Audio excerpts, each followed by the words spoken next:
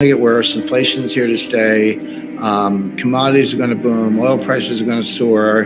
Bonds are going to crash. And gold has been in a very funny situation, which is the following. Normally, you say, well, if there's inflation coming, why isn't the price of gold going to the moon? And why on earth would gold prices go up if there were deflation or disinflation? The answer is that you have to look at the yield to maturity on the 10-year Treasury note. That's our benchmark security. A lot of people look at LIBOR, but I'm like, no. If you're making investment decisions, you're buying a house, you're doing capital investing, these are all 5, 10, sometimes 20-year decisions. The 10-year note is the right benchmark for those large, long-term investments. Well, that's an alternative place to put money. You can buy gold, you can buy a 10-year Treasury note. So what's been true since last summer is as the yield to maturity on the 10-year note goes up, that strengthens the dollar, and gold prices have gone down because the dollar price of gold is just another cross rate, just another cross exchange rate. So a stronger dollar means a lower dollar price for gold. But if the yield to maturity on the 10-year note goes down, then that weakens the dollar, and the dollar price of gold goes up because a weaker dollar means a higher dollar price for gold. So curiously, the price of gold is being driven not by inflation in the abstract, but by the strength of the dollar, which is reciprocal to the interest rate on the 10-year Treasury notes. But here's what has changed. I talk about gold bull markets and gold bear markets, and I start my analysis in 1971, and I don't have to go through all that data, but that's how I think about it. And you're like, well, Jim, why 1971? Why not before that? And of course, 1971, it was when Nixon stopped redeeming dollars for gold. Americans couldn't even own gold in 1971. It was contraband. It was like drugs or machine guns or something. But foreign trading partners could redeem dollars for gold up until 1971. And then Nixon said no more. And then that was the final decoupling. But prior to that, gold was actually money. In other words, under Bretton Woods, gold was pegged at $35 an ounce. Prior to Bretton Woods, it was pegged at $20.67 an ounce. So going back to the 1920s or earlier, through most of the 19th century. For the United States and sterling, I think it was $4.75. It could be off a little bit on that, but it was four pounds and change. And as late as World War I, say 1913, if you were a Brit and you were getting on the steamer from London to, at the time Bombay, today Mumbai, you took a purse of British sovereigns. British sovereign is about 8 grams, a little bit less. It's not an ounce; it's a quarter ounce, because an ounce is almost too much. Even today, what are you going to do with a 1 ounce coin? You're not going to use that to buy a pack of gum. But you could get on the steamer in Southampton and get off in Bombay at the time, and it was money good. You could take that British sovereign and spend it anywhere. And same thing in Singapore and Hong Kong and Japan or all around the world. So gold was actually money. So it wasn't a question of, what's the exchange rate? It was, the gold was the money, and people thought about it by weight. They said, a sovereign, that's 8 grams of gold. So that's worth, that'll get you whatever. So, and that was true throughout history. And so it's really only since 1971, when we decoupled completely in terms of an exchange rate, that you have to think about, what's the dollar price of gold? Because it's not fixed.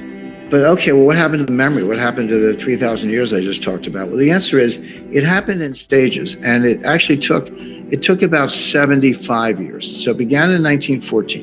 1914 was the outbreak of World War I. Everybody needed gold. There was a run on gold, and countries needed gold because they knew they would need gold to pay for the war, to try to win the war. Well, it didn't matter if you're Germany, UK, or whoever. And remember, the United States was neutral. The United States did not get in the war until 1917. The war started in 1914. So for those first 2.5 years, New York was a money center to all of Europe, to all the belligerents. So everyone scrambled for gold. So if you were a citizen, they asked you to bring your gold to the bank, and they gave you paper money. But people did it out of a patriotic, it's existential. War's not a normal market. If you lose the war, you got bigger problems than your gold. And so people put the gold in the banks. What did the banks do? They melted it down and made 400-ounce bars. And they said, don't worry, your money's backed by the gold, but keep using that paper money, but it's redeemable for gold. But oh, by the way, they're 400-ounce bars. Nobody walks around with a 400-ounce bar in her purse. I'm sure you've seen one, and I have as well. They're heavy. They weigh about 35 pounds. You don't walk around with them. So all of a sudden, the gold was still there, and the paper money was backed by gold in theory, but the gold had disappeared into the banks. That's step one. Step two, and this happened in the 1930s, the central banks took the gold from the commercial banks. So first the commercial banks took the gold from the people. Then the central banks took the gold from the commercial banks, and the Federal Reserve System told all the banks, hey, send your gold to the regional Federal Reserve Bank. And of course, most of it went to the Federal Reserve Bank in New York. So now it's not even in the banks anymore, right? But you're still walking around thinking your paper money is somehow attached to gold, but people haven't seen gold for a while, unless you're a collector. Step three, the United States Treasury and the finance ministries took it from the central bank. In 1934, the United States Treasury seized the gold of the Federal Reserve System. Bearing in mind, the Federal Reserve System is privately owned.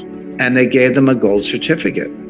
And you go to the Federal Reserve System website today and, hunt around a little bit on the links and find the balance sheet of the Federal Reserve, and it's there. And look in the assets, and the first line item is gold certificate, and it's valued at $11 billion. But that's because they value the gold at $42 an ounce. So the Fed has a hidden asset that's not on the balance sheet, represented by a gold certificate. But it's not the gold. The Treasury has the gold. And by the way, where do we keep our gold? I'm talking about the United States. The Treasury owns the gold. The Fed has a paper certificate. The gold is on two Army bases, West Point and Fort Knox. So I would say the Army has the gold. Gold has gone from citizens walking around having it in your purse, to commercial banks, to central banks, to finance ministries, held on an Army base. It's still there. The gold didn't disappear, but nobody talks about it, and everyone pretends it's not money. But of course it's money. But meanwhile, what's happened to the civilian population, the citizens? We stopped talking about it. We stopped saying it.